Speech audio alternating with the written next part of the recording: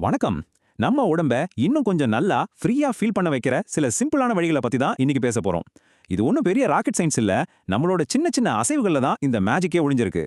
நாள் முழுக்க ஒரே இடத்துல உட்காந்து வேலை பார்க்கும்போது, இல்ல ஒரு லாங் டிரைவ் போகும்போது, நம்ம உடம்பெல்லாம் ஒரு மாரி புடிச்சுக்கிட்ட மாரி இருக்கும்ல. அப்போ, அடடா! உடம்ப நல்லா ஒரு நீட்டி ஒரு சோம்பல் முறிச்சா எவ்ளோ நல்லா இருக்கும்னு தோணும் இல்லையா? இந்த ஃபீலிங் நம்ம எல்லாருக்குமே நல்லா தெரிஞ்ச ஒண்ணு தான். நாம அப்படி ஃபீல் பண்றதுக்கு பின்னாடி ஒரு சிம்பிளான சயின்ஸ் இருக்கு. அதுதான் இயற்கை மூட்டு இழுவை.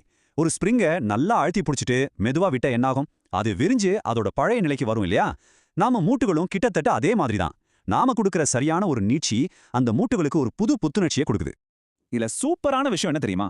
இந்த ரிலீஃப் அடையறதுக்கு நீங்க ஜிம்முக்கு போகணும்னோ, பெரிய பெரிய மிஷின்ஸ் வாங்கணும்னோ அவசியமே இல்ல. உங்க வீட்ல இருந்தபடியே சில ரொம்ப சிம்பிளான விஷயங்கள் மூலமா இத செய்ய முடியும். எப்படின்னு தெரிஞ்சுக்க ரெடியா இருக்கீங்களா?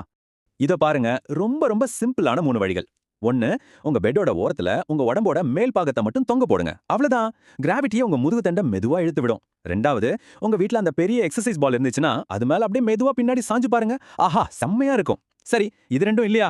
கவலையே படாதீங்க. சிம்பிளான சில யோகா போசஸ் கூட இந்த வேலையை பக்காவா செய்யும்.